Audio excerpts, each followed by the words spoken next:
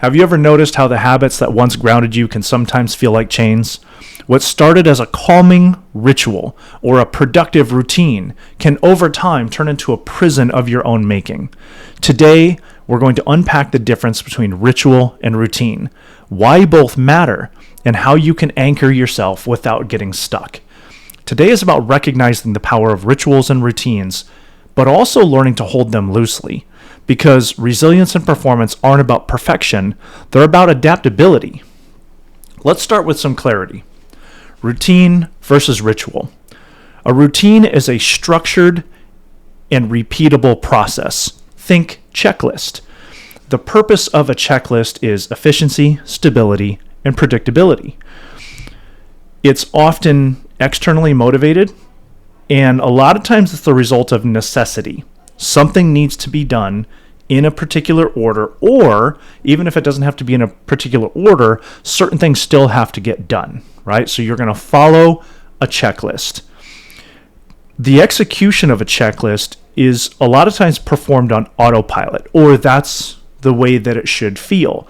You should go through the motions, or the checklist is to ensure that you can go through the motions but still hit everything that you need to do.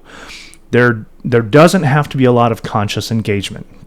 It can be mindless, but the mindlessness part may or may not be beneficial. So that's the idea of, I don't want you to forget where you're at. So here's a checklist to make sure you get through everything that you need to get through. It could be making your bed, taking a shower, brushing your teeth to keep them clean, right? These are a lot of times things that you can do, and they need to be done in a certain way, but you don't necessarily need to put a lot of thought and effort into them. Maybe working on a car. There are certain things that you need to do to change or replace a tire or change the oil. Like, there's a whole bunch of things that need to be done, but it doesn't necessarily have to. There doesn't have to be a lot of thought put into it, as long as you're hitting all the things that need to be done, right? Maybe you have a gym schedule. You have a morning routine, checking emails at the same time, or, a checklist to make sure that you don't overly check your email or overly go into something like, okay, I'm going to do it at 10 o'clock, at 1 o'clock, and then maybe again at 4 o'clock, right? That's kind of that checklist mentality. Routines help automate your behavior so you don't waste your energy in making decisions. The decisions were made ahead of time. So that's the idea behind a routine. Something efficient, stable, predictable. A ritual can often be a routine, but it carries a deeper meaning. It's symbolic. It brings presence to the moment. Think about the word intention. What do you do intentionally? A routine might be intentional, but a ritual has deeper meaning to it. It either creates meaning, it provides energy, helps you foster enjoyment, maybe even mark a transition from one thing to another, especially when it comes to big life events. The motivation behind a ritual is internal. It's driven by a desire to experience something. A lot of times the present moment, or to prepare to experience something. The execution behind a ritual is very mindful and intentional. A lot of times involving more than just one of your senses. The more you use all five senses, the deeper experience you're going to have, and which is going to lead to a more emotional connection. So examples might be savoring a very specific blend of coffee for the rich aroma and the warmth, not just the caffeine, not just slamming a caffeinated drink, but the brewing of, and the smells and the taste and the warmth, or whatever. Like that, there's some people that have this almost spiritual experience with their coffee or a food, or going to a particular location, or spending time with a particular person. It's very ritualistic because you want to have a deeper meaning and connection to the event. So while you're sipping that morning coffee slowly preparing to journal, or the breath that you take before stepping into a meeting. Maybe it's the handshake before a very intense sport match, right? The connection that you make with your teammates. So the ritual is something that's going to carry deeper meaning. It's going to provide you energy. It's going to help you foster your enjoyment, and it's going to possibly mark transitions, right? So routine versus ritual. Psychologically, routines reduce your decision fatigue. When you have a lot of decisions to make, you can find that you're having mental, emotional, and sometimes physical fatigue, often with, think about being an adult and having to decide, what am I going to eat for dinner every day for the rest of my life? My wife and I talk about this a lot, and we joke about it. And this is where people, fall into either bad habits of eating not as healthy as they could or should, or they find themselves going out to eat a lot, which is not bad until you find out how much money you spent every month on going out to eat for food, right? When a little bit of planning might have provided you a little bit of savings on money and ensuring that you're eating the right amount of food, right? So you get into that decision fatigue. It can't, the idea of using a routine will reduce your decision fatigue, and it will save you some mental, emotional, and physical stress. The idea behind rituals, psychologically, are meant to intentionally calm you down, or in certain situations, pick you up. It's like the answer is not always to slow you down and calm you down. Sometimes maybe you're flat heading into a presentation or an event with friends, or a sporting event. You find yourself flat. You actually want to pick up your energy, right? A ritual can create an intentional mental, emotional, physical state for you, right? You're adapting your nervous system and your physical system, your muscular system, to create a sense of grounding in the moment, so that you're going to be able to perform as best as you can for the task that you're doing, right? And so we talk about routines and rituals are both extremely valuable, and they play very different roles. So think about a pilot using routines during pre-flight. They are going to go through a massive checklist to ensure safety of flight, awareness of the weather, and to make sure that they are ready to fly, the plane is ready to fly, everything has been done in order to get the plane safely in the air and get to where we're going. But there also could be rituals where, rather than just going through a checklist, now the pilot is going to go through the ritual of making sure that they're present in the moment, using breathing techniques, focus techniques to ground themselves and become mindful through mental, emotional, and physical skills. So you can use routines and you can use rituals. Both are beneficial for what they're intended to do. And the benefit comes from anchoring. We need rituals and routines. They anchor us.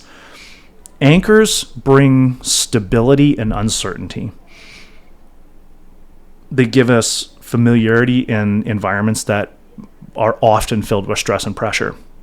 Normal parts of life, but even more when you're intentionally putting yourself in situations like sports, high-risk business, high-risk careers like being a pilot, being a first responder, a firefighter, EMT, paramedic, police officer, maybe being in the military, or any number of high-risk professions that are inherently filled. They're inherently filled with stress, pressure, anxiety, and adversity.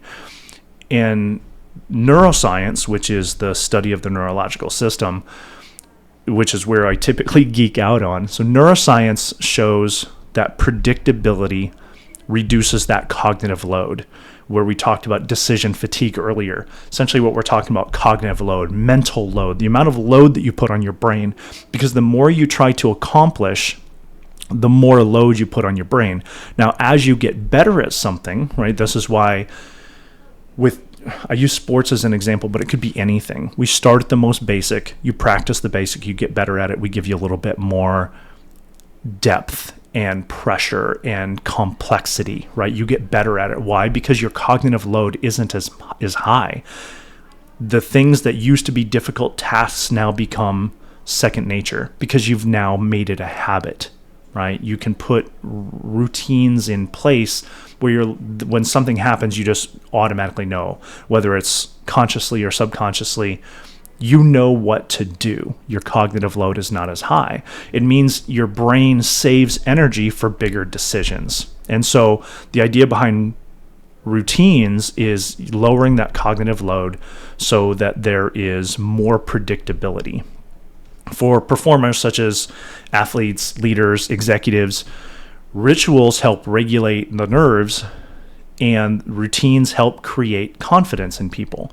The pre-game breathing exercise isn't just symbolic, it activates the part of the nervous system that helps calm you down, sharpen your focus, right? Anchors don't just keep us steady, they remind us who we are when the storm hits. So not only your knowledge, skills, and abilities, but also the confidence that you have in things that you've done before.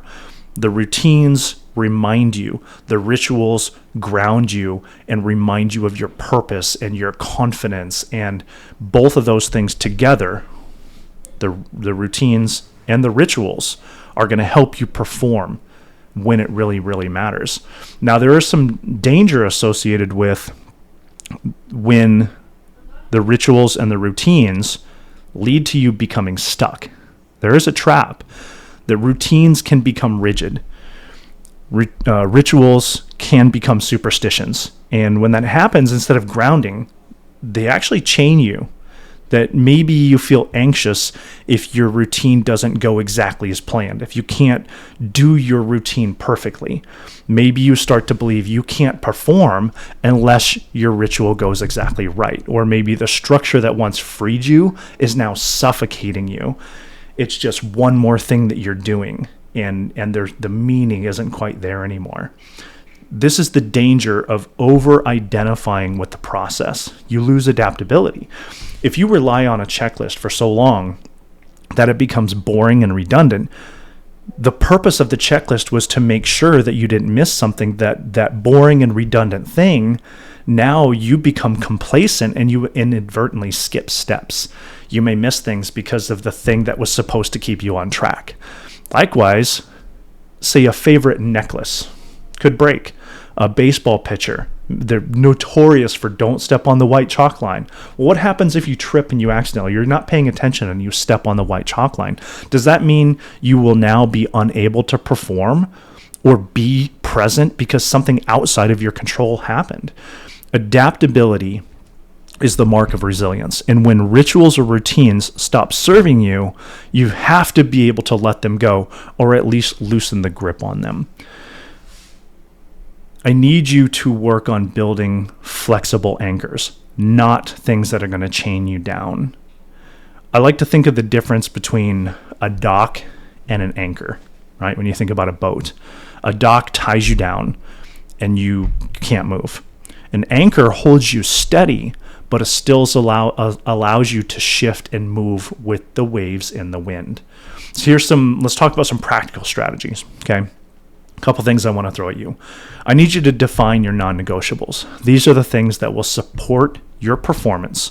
And when I say performance, a lot of times I go into sports or I go into high-risk professions. This could be driving in traffic. This could be coming home to your family. This could be you in a normal, routine day of just trying to be a great dad or mom or spouse. Whatever your performance is, everybody performs and everybody's performing in every part of their day. Maybe it has nothing to do with anybody else. You just want to be the best you, right? That sounds so corny. It's such a coaching thing to say, to be the best version of yourself. But isn't that what we all want? We want to enjoy our lives. We want to be the best version of ourselves in whatever it is that we do. So you're always performing, being a dad, being a husband, being a good friend and neighbor, driving in traffic without losing your mind, going to work and finding peace and presence and performance in the thing that you do, even if it's not your passion, but still showing up and doing the work that needs to be done. So define what it means to have non-negotiables. things that are going to support performance no matter where you are. It could be hydration, maybe water, a little bit more water instead of coffee or soda or Red Bull or whatever it is, or beers, right? At the game with the boys or at the bar, like have a beer, then have a water, have a beer, then have a water, right? It could be the breathing techniques. It could be the reflection, it could be the gratitude. Things you can control and do something about regardless of the circumstances, rather than relying on something outside of yourself. So define your non-negotiables, the things that you can do something about, but also, second, allow for flexible timing. Maybe you typically work out at 6 a.m., but maybe some days don't allow for that. If you get to 9 o'clock and are you just going to throw it all away and say, well, I guess today's not my day? I found myself doing that. That is a routine that I have found myself falling into lately that I need to be honest with myself about, because I go to the gym before I go to work. So 5 to 5:30, depending on my day, I'll wake up, leave the house, go to the gym to beat traffic, and then I'm only 10 minutes from work. I get ready at the gym, shower, dressed. I usually have some food with me. I'll drink my shake or have a snack while I'm driving. 10 minutes to work, and then I'm there. Well, on the days that I work from home, I usually work virtual on Friday, or maybe I'm off of work, or maybe the weekend. If I'm not waking up to go to the gym in the morning on days that I'm going to the office, I find myself not motivated and not following through on my workout obligations, the things that I said I was going to do. I said that I wanted to work out 4 days a week, give myself 2 days of really good cardio days, whatever that means, anything. And then another day of dedicated, even though I'm not going to work out, I'm going to do some deliberate recovery and mobility and stretching, right? I'm getting old. I'm not expecting to break any records. I'm not competing in anything anymore. So what am I going to do? That's kind of the outline that I've had. I go to work 4 days a week. So I was thinking Monday, Tuesday I work out, Wednesday's a good cardio, Thursday's another workout, Friday I work from home, I can go to the gym, maybe get another workout in, Saturday I can do some cardio, that's right, not very much, I can figure out a way to get some cardio in, and then Sunday's my flexibility, mobility, yoga, whatever recovery day. But if I'm not going to work, I make excuses. I have not been working out on my days off. I'm not doing stuff on Saturdays. I'm not doing stuff on Friday. And so I have to hold myself accountable because I'm not being flexible. If I'm not going to work, I'm not going to the gym. That's not okay. So, and maybe it's not the best workout, but that's not the point. It doesn't have to be the best workout. It starts with a workout. So at some point I have to decide, Fridays, Saturdays, and Sundays, I have to start saying I'm going to do something. Even if it's not going to be the best workout, I still have to hold myself accountable, be flexible to my situation, and make sure that I'm not saying, oh, well, I'm not waking up at 5 and going to work, so therefore I'm not going to the gym. That's not being flexible, and it's not being accountable. So number 1, define your non-negotiables. Number 2, allow for flexible timing. Number 3, occasionally practice without the ritual or try a different one. Prove to yourself you can still perform without it. It builds confidence in your adaptability. You are the reason why you perform, not the necklace, not the avoidance of the white line, not the whatever it is, fill in the blank. It's not the pre-workout, right? You don't need it. If you want it, that's fine, but don't talk to me about pre-workout gets me going. Dude, I know that there are studies out there, whether you're talking about calming or speeding up. One in particular, I know a study was talking about calming practices, and they had a group where they were giving them medication like Prozac, and another group they were teaching breathing techniques. The breathing techniques far performed better when it came to calming, overcoming anxiety, but they were teaching them how to do something and control and empower them with something inside of them rather than an external substance they were going to take, which probably wasn't going to be effective. And if it was, maybe it was too effective and it didn't get them in the zone they needed to, because it's an external substance that can't be relied upon. Teach yourself how to do it without the ritual, without the external substances, without the external control. Figure out what that means to you. Build your confidence in your adaptability. You are the product, not the routine. The routine is your support. It's not the answer.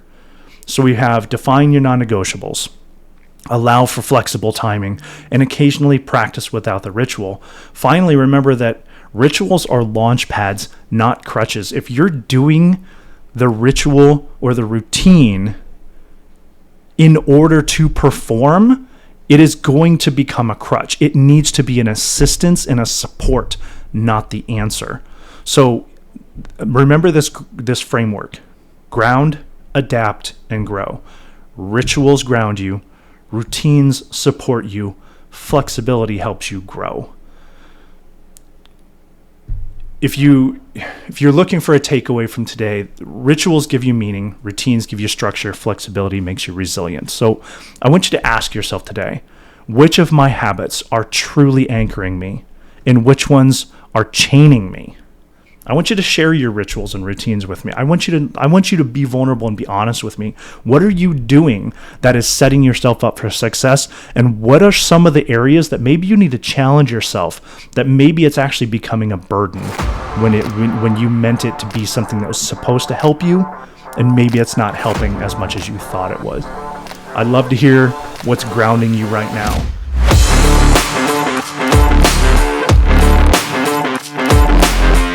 Thanks for listening to the Unsettled with Neil Wattier podcast. I have 2 tasks for you today. First, pick one lesson from today's episode and implement it in your life this week. Second, share this episode with someone you feel who may be unsettled. Hit the subscribe, follow, like, and all the other social buttons. Hit me up on TikTok and YouTube at Life of Neil. Let me know how I can best support you in your unsettled journey. Remember, ambition isn't the enemy of peace, and peace doesn't mean standing still. Stay grounded, stay unsettled.